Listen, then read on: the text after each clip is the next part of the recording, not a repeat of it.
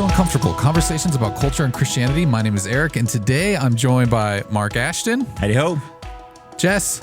Hello, world. And Alex. Hello.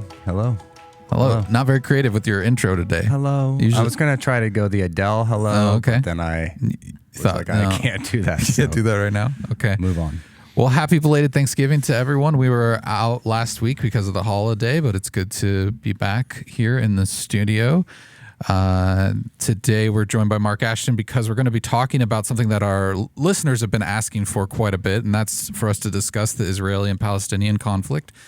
It's something that's kind of dominated the news, dominated the hearts and minds of people all across the world, and the format of this episode is going to be a little bit different. Our agenda has been formulated from user-submitted questions. So these aren't necessarily our talking points, but these are questions that have been submitted to us that people have about this and how to think about it, how to approach it in conversations with friends and family, that sort of thing. And we thought, who better to have on the podcast than Minister Mark Ashton to help us kind of break this down. So thank you for your time and joining us today. Yeah, it's fun to be here. Anything else I'm forgetting before we jump in? No, I don't think so. I mean, I will mention, maybe this is a plug for further things on our channel, but I know, Mark, you recorded like 3 videos recently, especially about a lot more details of the history of the land of Israel, where Israel and Palestine sit, as well as some of the religious and all that kind of stuff, background between, the area and things like that. And so there's a lot of history there, and we could spend the entire time talking about all that, but I'll just plug that. We'll talk briefly about some of that, but we'll stay tuned to our YouTube channel where we'll have some of the question marks that'll talk about that, and they'll see maps and real dates and regions and all that kind of stuff. So I'll just throw that out there that, obviously you've been thinking about this. It's been on your heart recently, and so we've got some other things coming out that'll hopefully all work together in this. So, Yeah. All right. Well, I'm just going to jump into the questions we got, and then we'll try our best to answer some of those. And if we have other thoughts or you have other points you want to make, just let's interject those wherever it feels natural. The first user-submitted question we have, not user, listener-submitted question, is why is the land where Israel and Palestine is so significant? Why is that so significant to this conflict and what's happening? Yeah. Well, I think we know that certain areas in Israel are the most valuable, wanted, and controversial areas in the world. Not just, in the Middle East or other places, but particularly if you look at the Temple Mount of Israel, there are 3 different religions that say this is the centerpiece of significant things that happen in our religion. So for the Jews, it's where Abraham sacrificed Isaac. It's where Solomon built the temple. And it's where Jewish people have gone to worship for thousands of years, literally thousands of years. They've gone to that Temple Mount. So they go, this is our centerpiece. Jerusalem has been our capital since around 1000 BC, and it's a very significant place for us. Christians say that same Temple Mount is the place where Jesus overturned the tables, where he was tried by the Sanhedrin, and then just a little bit away where the Romans were is where Jesus was sentenced, and right outside the town, that's where Jesus died on the cross. So it's super significant to Christians as well. And then Muslims say that that's the place where 2 things happened. One, that when Muhammad was having a dream, he did a night flight from Mecca to Jerusalem and did a flyover there. And they also claim that that's the place where he ascended after he died. Now, that's tradition and not history, but it's still something that's claimed by the Muslims. So when they took over Jerusalem in the 600s AD, they wound up building their own holy sites there.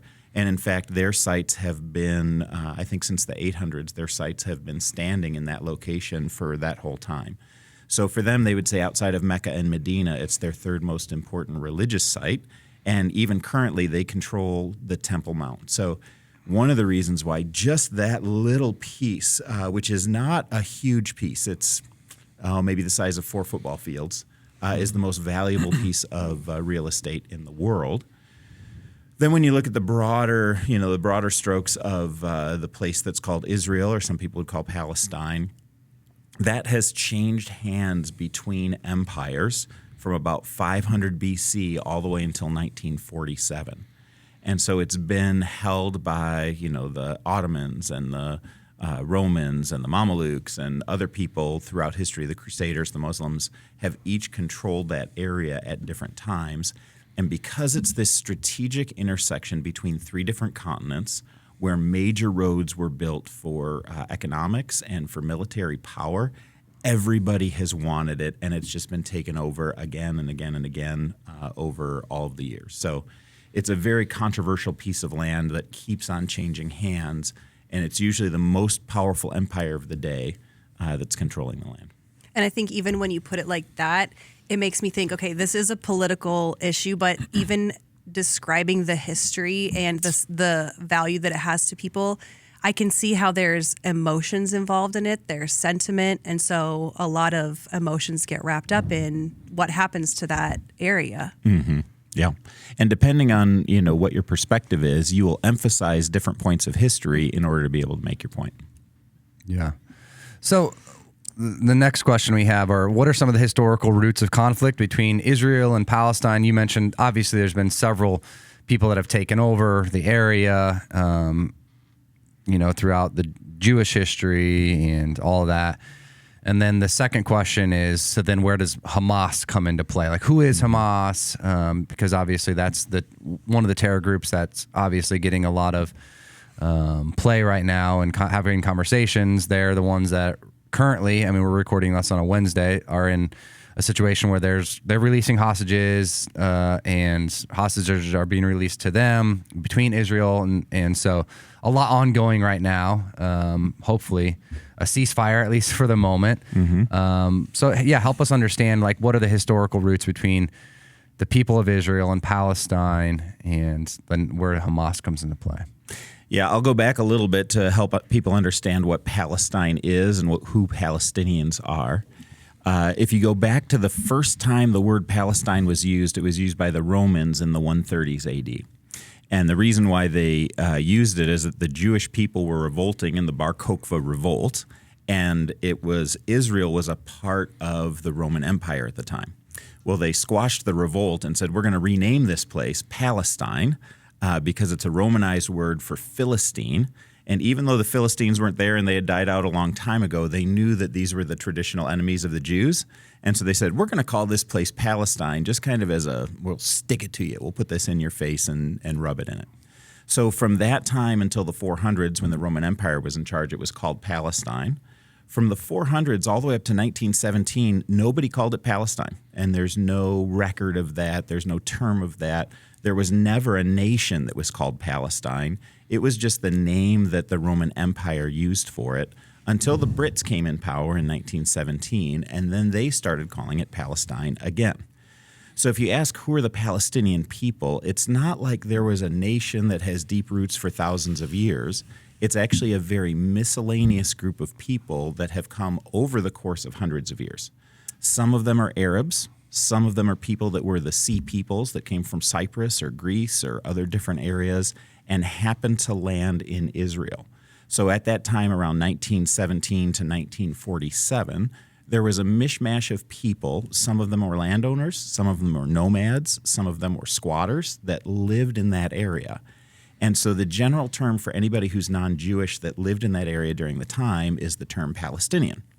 And these people are, some of them Muslim, a lot of them Muslim, that's the majority, but some of them are Christian, and some of them are Arab, and some of them are non-Arab. They're Mediterranean peoples.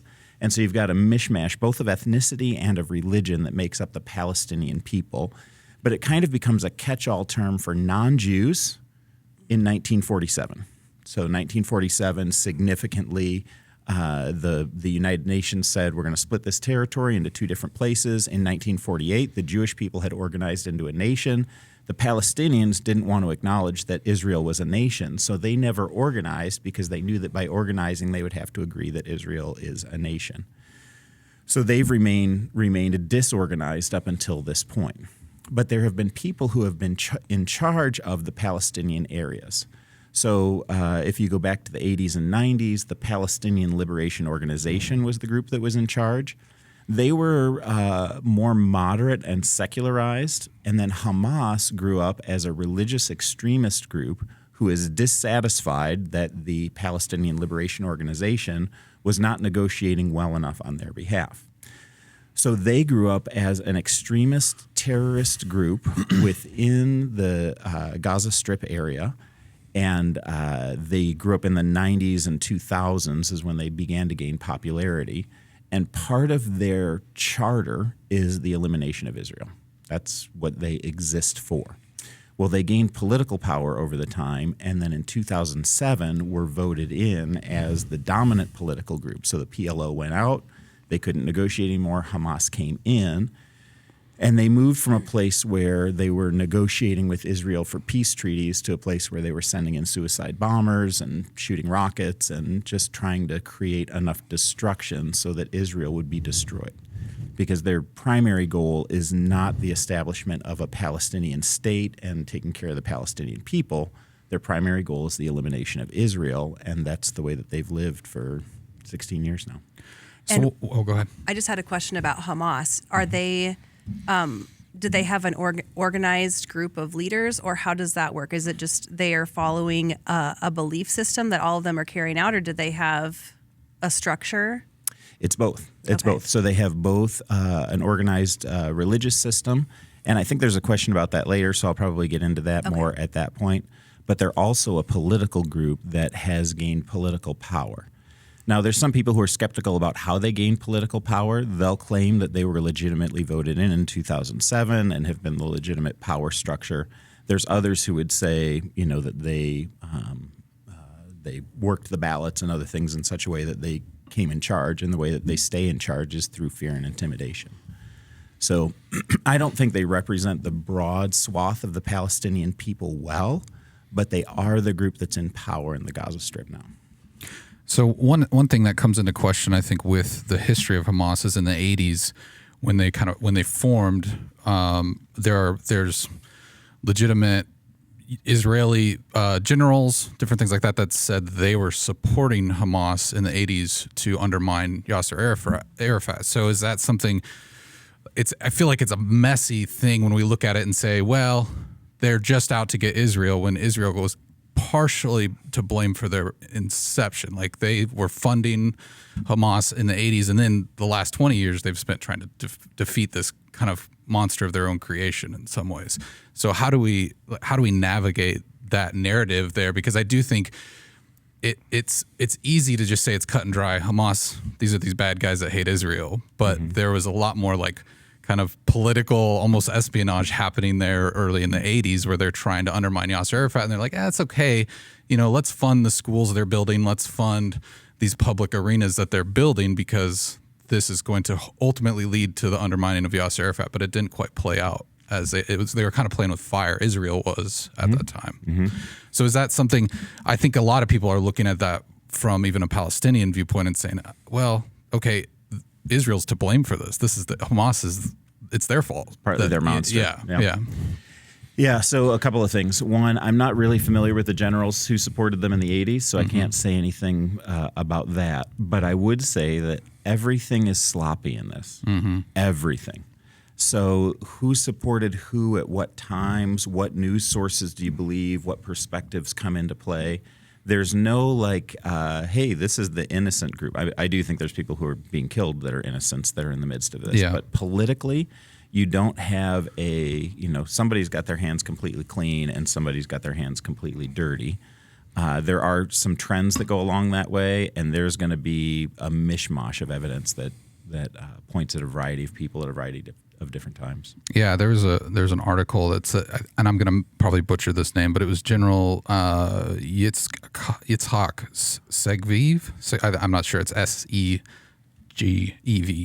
But it says it was an Israeli military governor in Gaza in the early 1980s who told the New York Times reporter that they had helped finance the Palestinian Islamist movement as a counterweight to the secularists and leftists in Palestine. So it's kind of an interesting thing. I think that's just like, it's like the tip of the iceberg in this conversation, because I think as a Western culture, we really want we want the cowboys and the villain, the rob bank, cowboys and robbers type scenario. And it's so much more complex than that, I think. And that's one of those things that's like hard to have that conversation, because Israel has always kind of just had the high ground in morality, no matter what, like just because of who they are, even if their government is kind of undermining sometimes their own people. But Yeah, there are some things, I think there's some generalizations you can look at. So, for example, Hamas's agenda is to wipe out Israel. Israel's agenda is not to wipe out Palestine. They would love to live at peace with their next door neighbors and not have terrorists and suicide bombers and all those kinds of things. Yeah. Not have blockades, not have economic sanctions. They would love to be at peace with their neighbors. And they've shown that really well.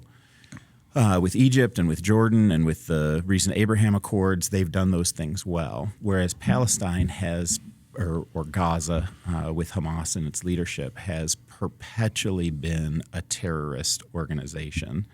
And so, they're not moral equivalents, but I don't want to oversimplify that their history hasn't had some checks and balances that have gone in. Well, I think for us to understand, especially, as Americans, I think it's easy for us to like understand, hey, our politics are so wonky, and there's so much complication in our own politics that there's people that are, yes, proud, they can sing I'm proud to be an American, yet that's not my president, and all that kind of stuff is happening even in our own country. But when we look at the geopolitical aspects of other countries, like, we don't always see, but there's a lot of nuance happening there, so I can still be pro-America, a patriot, and still love this country, even though I don't like who's in leadership or who's in power and all those kind of things. And sometimes we overlay, but everywhere else is so much more simple. Everywhere else doesn't have a Republican and Democratic Party. They're not super PACs, all that kind of stuff that we understand about our own,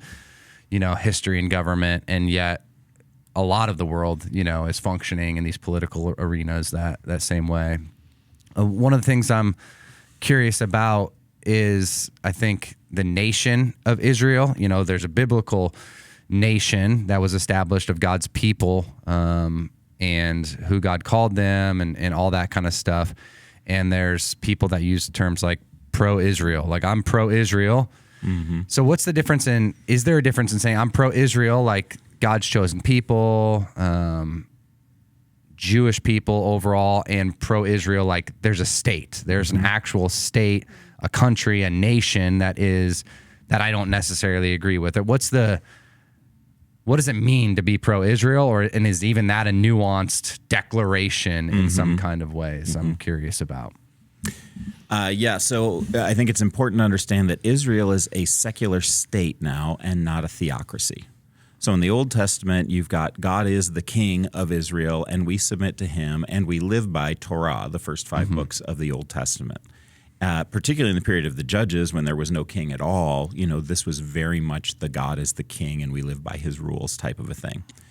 At this point, the nation of Israel is not that kind of a nation. In fact, it's much more pluralistic and diverse, probably looks more like the United States of America than it looks like ancient Israel.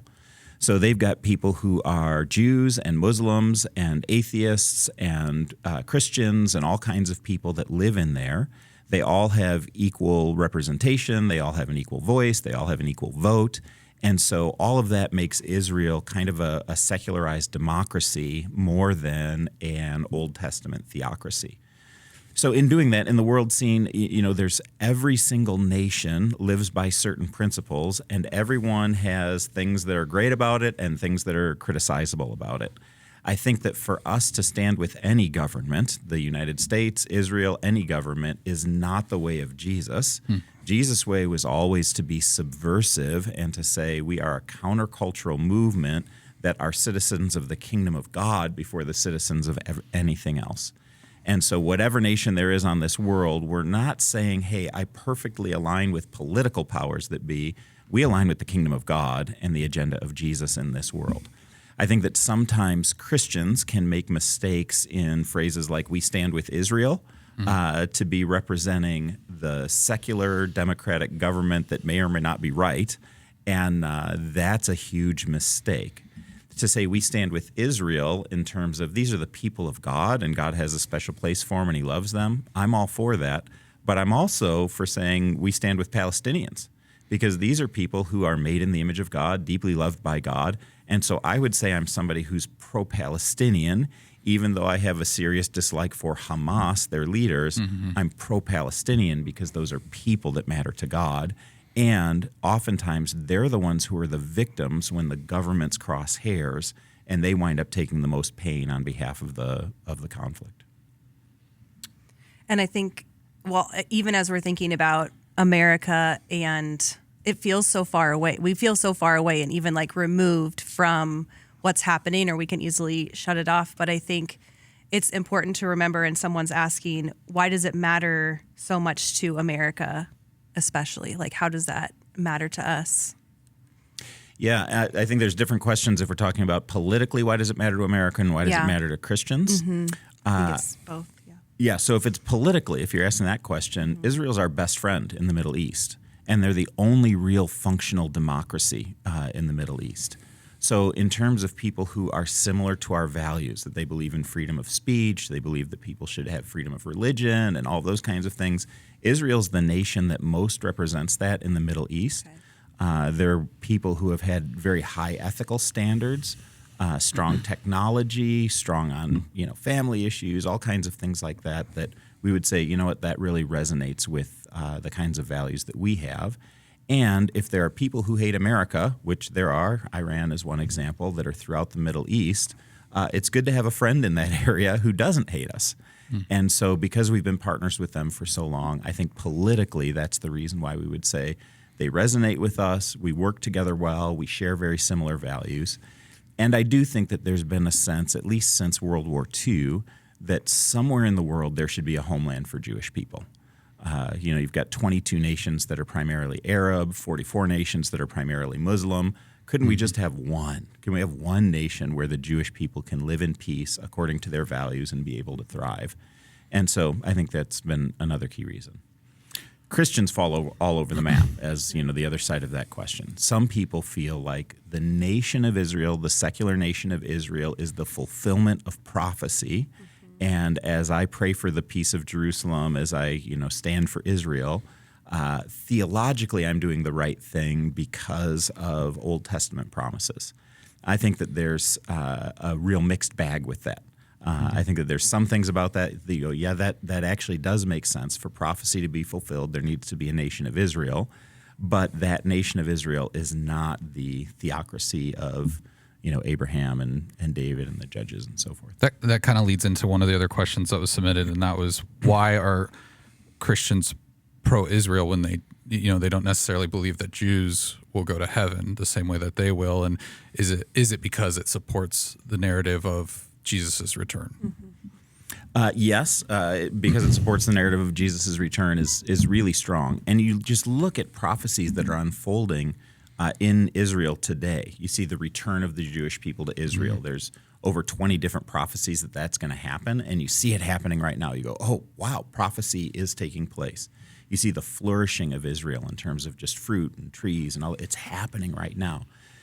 So Christians are sitting on the edge of our seats saying, it looks like lots of these things that were not fulfilled for 2,500 years are all of a sudden being fulfilled in Israel. We should really pay attention, and we want to make sure that we're on the right side of the truth. Because Israel was God's chosen people in the Old Testament, there's kind of a special place in the heart of Christians for them.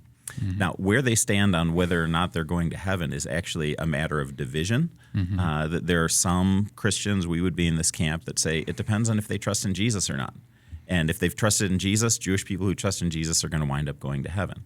There's others who believe that the covenant relationship with Israel is something that's going to stand for a long, long time, for until Jesus comes back again, and that there will be a broad swath of Jewish people, even those who haven't believed in Jesus, who are going to be saved.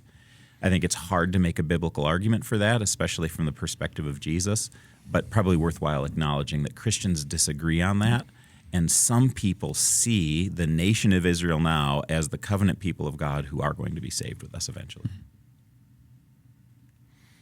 Yeah, I think one of the key things in this, at least that I've been thinking about in my own life, like I got to go there last year, and was supposed to go there again next year and, talk to our kids about that. And anytime you've experienced something and, you've let your kids into it, then like they've heard about this, like, Dad, Mom, you're not going back there, right? Because they're like war, people are dying, there's killing, all that kind of stuff. And so I think one of the, oftentimes asked questions in Ukraine, I think this was happening too. Anytime there's war, it's like, how do we navigate this well with children? How do we have conversations, with our kids about war and just evil and, other terms, genocide, things like that are just thrown out there. Kids dying, like there's images that are horrific, that have floated through social media of what's happening in this conflict and what happened in Ukraine, and a kid might just be hanging out on their phone or and whatever, a teenager, and come across one of these images. How do we protect kids? How do we properly let them know about the real life suffering and the devastation, yet also not have them living, I guess, in fear and all those kind of things? I mean, I don't even know, Jess, from your counseling background, if you have some thoughts in that and how you're talking to families, if they're even asking you these kind of questions. Do you want to go first? Or you want me to? No, I want you guys to go because you guys still have kids at home. Okay. Yeah. My biggest thing is I don't want to shy away from hard conversations. And so I would challenge any parent or anybody that if their child brings this up to not be afraid to engage in those conversations. But I think it's also being sensitive to a child's like where they are in their development and their sensitivity. You could have a teenager that it's really difficult for them to understand and engage things that are going on. And so I think it's knowing your kid, knowing your child, and being willing to temper the information so that they understand. But I also think it's not necessarily something where you have to give all the details, but I think it's like letting them talk. Because a lot of times when we come to our kids, it's like, okay, this is happening. This is what's going on. Do you have any questions? And so I think saying things in a way that we're not constantly asking questions to our kids, where it's like, hey, this is really hard. Makes me feel sad, and giving them space to respond and reply to that.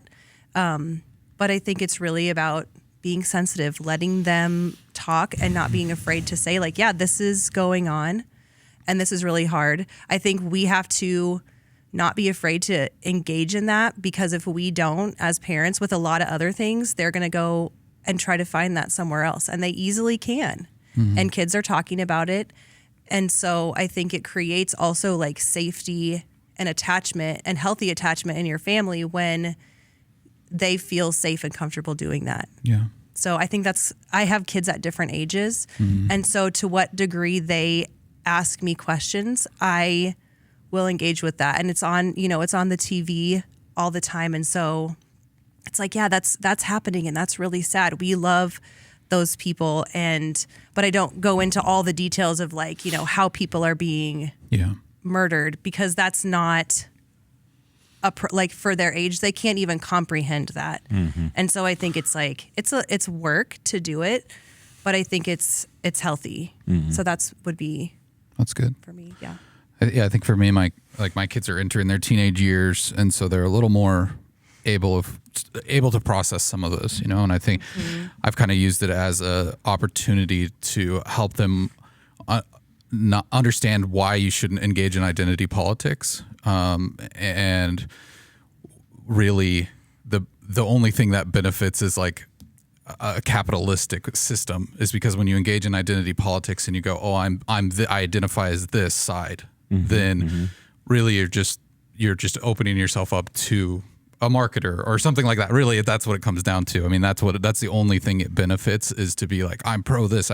I really want them to be pro humanity at the end of the day, and I want them to see the humanity on both sides, because it's horrendous when you see Hamas taking these children hostage and killing parents in front of them and doing these other things, but it's equally as horrendous to see these bombings that happen on Israel's watch, and you just see hundreds of children dead in rubble, and they're still trying to find them. So it's equally abhorrent. And I think that's the thing where it's like we can be pro Jesus' homeland, but we do not need to support the politics of these nations in the way that they're being handled, because there is collateral damage, and I think that's undeniable, and it's okay to be upset at both sides.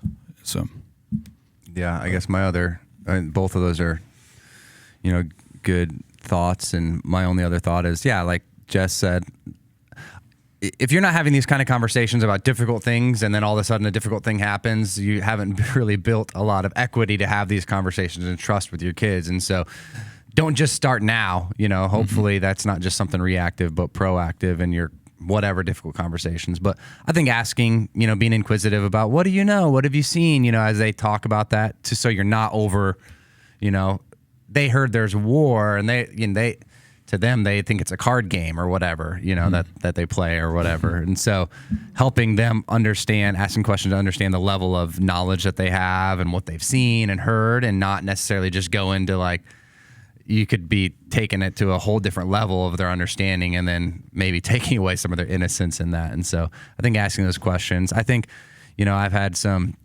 parents of teens, who are on TikTok and a lot of places where you're able to get alternate information or things that, they say, hey, the media is not telling these sides of the story. And I think a lot of times as a parent that has your staunch beliefs, you just want to reject all that and tell them, turn that off. It's trash. It's all that. But I think, being able to watch that and engage in that conversation with your kid, because they're probably going to go watch it without you, if so, I'd love to see, whoever that name is or that label, that face is, that's spreading this information. Let's watch this together. Let's go look up together, the reality, the facts behind it. Let's do some research together, inviting that instead of just closing the door and saying, oh, that's all stupid. Those people don't know what they're talking about, all of those things. It just doesn't embrace a lot of conversation. And there's a lot of trust that can be built in this kind of thing between a parent and a child that is going to pay dividends in the long run, I think, by being willing to engage and not just call everybody else's arguments stupid or, some of those things that honestly, oftentimes I want to do. I'm like, why are you wasting your time with that? That's stupid. That person's dumb. What do they know about politics? What's their degree? And I can get into all of that. And then all of a sudden I'm dehumanizing someone in my own way. And so I think a lot of trust can be built between you and your kid by just asking sincere questions, experiencing this together, and then coming out on the other side. I think their hearts are going to break more for people, but at the end of the day, you're going to have a stronger relationship, more trust built, and it's going to, pay off in the long run for more and more difficult conversations. There's not going to be less of them. There's going to be probably more of them as your kids get older. Mark, anything else you have good to add wisdom. to that? No, I'm just learning from you guys. It's great. So you did allude to the religion, talking about that a little bit more. So what roles does the religion have to play in this Palestinian Israeli conflict that's happening specifically? Yeah, it plays a really strong role for the motivations of both. So if you think about the people of Israel, as you read through the Old Testament, what you'll find is that the land is almost a character in the Old Testament that is promised to the people of Israel. So God makes an eternal covenant with Abraham, and he promises him that this land is an everlasting covenant for you and for your children. Abraham, Isaac, Jacob, 12 tribes, going out for thousands of years. So the people of Israel would say, hey, we have a theological claim to this land, that this is something that God gave us forever and ever. And the people of Israel would say, we never abandoned this land. I mean, sometimes we got exiled, sometimes we got scattered, but there was always a remnant that was here saying, hey, this is our land, this is God's land. So for 3,500 years since the covenant, or since the Jews came back into the promised land from the desert with Moses somewhere around 1400 BC, they've had a constant presence that was there in Israel. So both the theology of God promised us that and the history of we've been here consistently the whole time gives them the sense that this is ours. Even if we weren't in charge, we were here, and we have this theological claim to the land. The thing about Hamas that's difficult, so Palestinians, is a mixed bag because they come from different places, different religions, all those kinds of things. Certainly none of them have been there for 3,500 years. Those peoples have all died out besides the Jewish people. But someone would say, hey, for 100 years or 200 years, our family has been here, and so we lay some claim to this land. And particularly if they were landowners in 1948 and they left either willingly or forced out, because of the formation of the nation of Israel. They would say they have some claims to the land as well. Theologically, for Hamas, though, what drives them is the Quran and the example of Muhammad. Mm-hmm. And Muhammad is somebody who was a very violent individual. This is not a popular thing to say in the United States, but it's just true. He told his people that they were to take over land from other people. In particular, people of the book, Jewish people and Christian people are considered people of the book by Muhammad. Mm-hmm. And he said, go, if they submit to Islam, you don't take over their land, or if they'll submit to our government and pay the taxes, they can be a subjugated people in our mix, but if not, kill them. And so they have been working hard to try and kill off the Jewish people next door ever since Muhammad commanded it in the early 600s. So the extermination of Israel for them is a theological imperative, and it's something that's driven by Muhammad and his example that he gave in the Quran. So the Hamas, and that's not all Palestinians. I want to emphasize that. Some Palestinians are secular, some are Christians, some aren't even Muslims at all. But those who are saying we're taking the example of Muhammad seriously, which is what Hamas is, are saying this jihad, this struggle, this war struggle, is something that is a theological imperative that for them also will bring about the end of the world. That will bring about what they see the finish line as becoming is when Islam grows more and more and more, and the elimination of Israel is one of those things.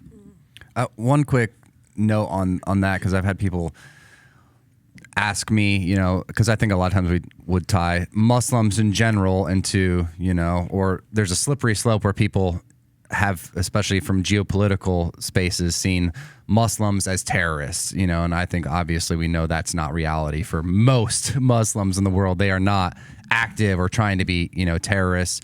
And one person that I was having a conversation with was like, would you acknowledge that the Crusaders were terrorists? Like that these are quote unquote Christians that were taking over and doing horrific things. And so that was just a question I had never yeah, probably. I'm curious, your thoughts on how what we label a terrorist. Labels are often fickle anyway, so I think that's difficult. But would you consider from historically the Crusaders as a terrorist organization?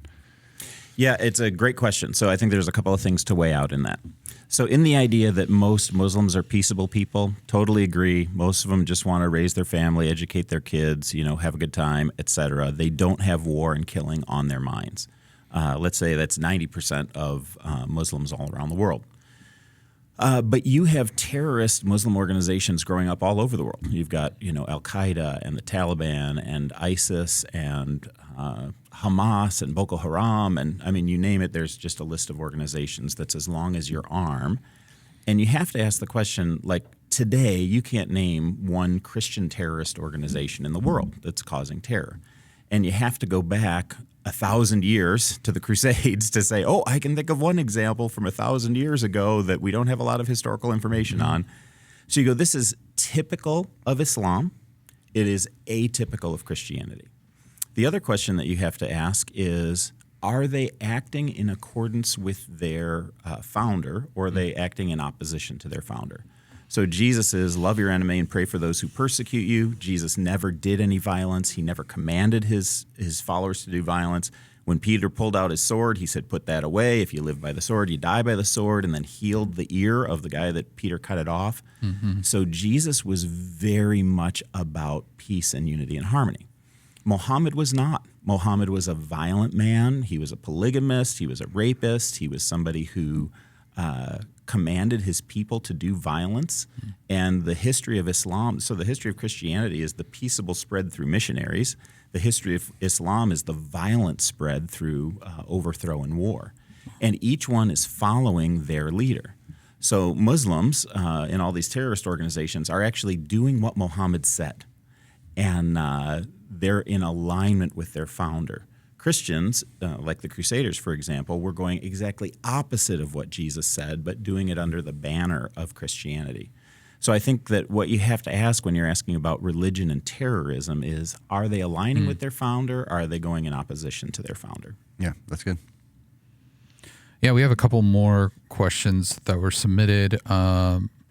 This one, I think, is kind of a summarization of a larger question, but it says, as Christians, how do we recognize the image bearers on both sides of the conflict well, not ignoring the wrongs of Hamas and hostages taken, yet also recognizing that much aid is being blocked by Israel and Egypt to already impoverished people? Yeah, I think that is a clutch question for anyone who's a follower of Jesus, is that we love people who bear the image of God. And there's a lot of people in this conflict, 2.2 million people who live in the Gaza Strip alone, most of whom want nothing to do with this conflict. Most of them are people who say, I'm just trying to live my lives, and I feel like we've got economic oppression that comes from Israel on one side, we've got political and religious oppression that comes from Hamas on the other side, and then there's all this violence that's erupting around us, and we didn't want that. So for us, as people who, love the image of God inside of people, man, to be key on relief efforts and helping people that are in the midst of hunger, pain, hospitalization, all those kinds of things, that's where Christians really shine. And I think that's where you see Christian relief organizations just lining up in the Mediterranean and in the Middle East to be able to bring that kind of relief without discriminating about what's your ethnicity, what's your religion. We just love people for where people are at. And as much as the governments will allow us to do that, I think we're there. And I think that's one of the places where we see Christians really shining in this world. That's good. One of our last questions, or our last question from a listener is, there's a serious and significant domestic wing in Israel that rejects the path that Netanyahu is taking as the leader. What do we do? What do we know about his leadership and the political situation in Israel? Well, what we really know is that it's complex. If we think it's complicated in the United States with two parties, they got like a dozen parties in Israel. And after their party gets elected, they have to put together a coalition of parties in order to create a majority of votes to vote in whatever leader they want to have get in.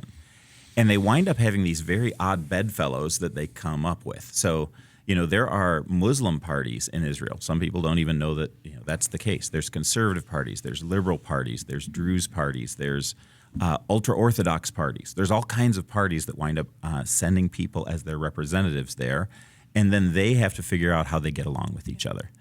Now, if we looked at the American media and how much is getting shot at Biden and how much is getting shot at Trump, well, imagine that in 12 different directions.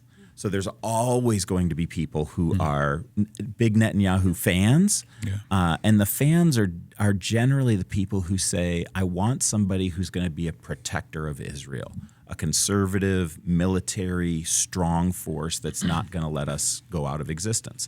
And Israel's been fighting for their existence for 3,000 years. So, this is not a new fight for them, and they say, hey, this is the first time in 2,500 years that we've even had a nation. We don't want to lose the progress that we've had, and Benjamin Netanyahu stands very strong for that. There have been some questions about Netanyahu's integrity, about some changes that he's made in Supreme Court laws and the balance with him and the Knesset that gives him more power. There's been some legal questions that have been brought against Netanyahu, that they think that he's manipulating the system in order to be able to bring about his power. Honestly, I'm not deep enough into the issues to have a personal opinion on that. What I know is that people are all over the map in Israel, like they're all over the map in the United States, and politics are complicated, and you'll get a lot of different perspectives on any leader, and Netanyahu in particular. I would say right now, so if you went a year back, Israel was very divided politically, but the attacks from Hamas have brought a lot of unity that didn't exist prior to that. And there's really no questioning of Netanyahu as the leader who's going to take them through this chapter at this point.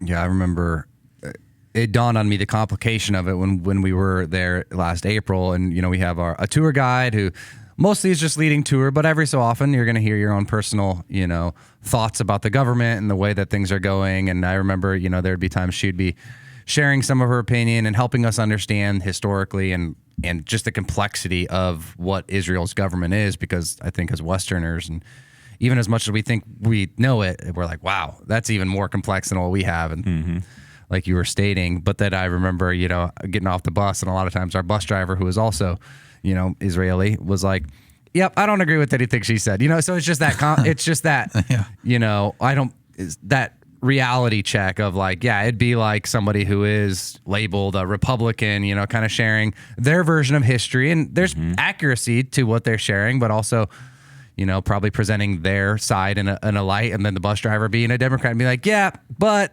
that's trash, and so just that reality was a reminder for me of the complexity, that's happening there, and what's happening with. But then also the galvanizing, has happened in the United States at different times, short-lived, when you're under, a terrorist attack. And so we've seen some of those, I think, those on mirroring similarities. At least that's how I best understand it, as I've tried to reconcile what's happening there and try to, in my mind, my finite mind of an American Westerner, try to understand some of that. But I do think, again, to your point, I think one of the things that is the most heartbreaking is realizing that there's so many image bearers, of Jesus, happening here. And I think, we are in a place where I have friends, I have neighbors that are Jewish and Muslim. And I think in moments like this, we can ask them, how are they feeling? What emotions are you going through, humanizing them? Because usually, like, you're not going to get into the conversations necessarily about where you disagree and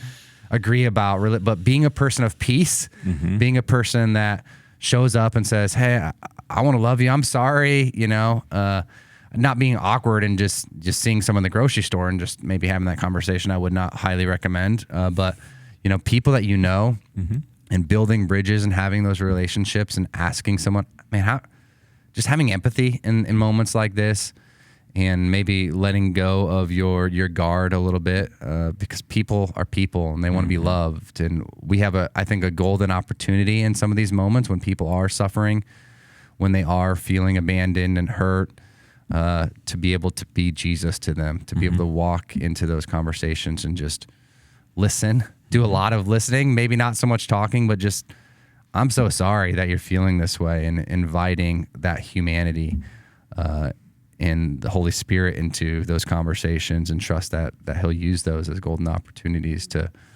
just bring about His peace and His love in their lives. So, yeah, I'd even add to that if you can invite them to speak into your understanding of things that are happening. I know we've got a few friends who attend Christ Community here that are Arab Christians, and they've got a very different perspective on what's happening. They've got friends that live in the West Bank or friends that live in Gaza, and they're seeing some things firsthand. And to invite them and say, hey, if you see any news articles or any notes from your friends or things like that would be worthwhile to pass on so I can understand this better, I'd love to read it.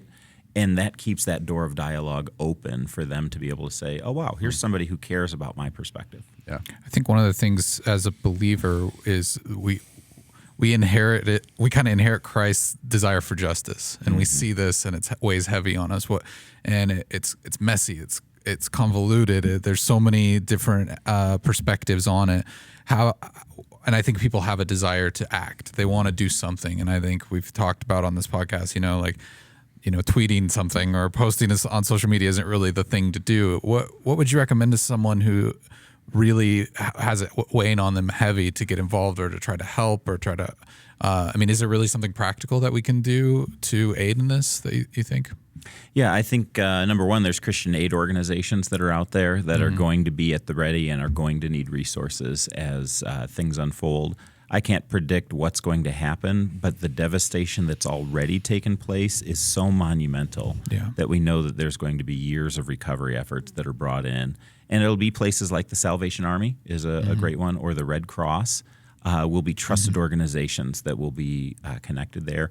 Anything you can do to connect with those organizations, they're trusted both in the Middle East side and on the Christian side. So I would recommend connecting with them. I would also recommend, and we've done this a number of times on the Uncomfortable podcast, not telegraphing political opinions on social media because it's just ripe for misunderstanding. And your audience is hundreds of people rather than one person. When you're talking to one person across a coffee table, you can tailor make what you say. You can use voice, intonation, facial expressions. You can listen well. You can see when they're uncomfortable. But when you're on social media, you can't. You're just throwing an opinion out there, and you never know how that's going to stinger people along the way. Yeah. And it's just not the best way for us to be able to have dialogue and represent Christ well. That's great. All right. Any final thoughts from anyone? I think just a reminder, I got to sit through a couple of Mark's, the question marks that you did about some of the history. So if you really are curious about some of that and you want to dive more into the details and the dates and all of that kind of stuff, watch our YouTube channel, youtube.com/CCC Omaha, and you'll be able to see some of those things. And Yeah, great. All right. Thanks for everybody for listening. Thanks, Mark, for being here. Appreciate your time as always. Appreciate you guys. And if you have any questions or concerns, you can always reach out to us at podcast at cccomaha.org, or you can reach out to us on social media on Instagram and TikTok at CCCOMA Podcast, or leave us a voicemail. We'd love to hear your voice at 402-885-9930. But until next time, we'll talk to you then.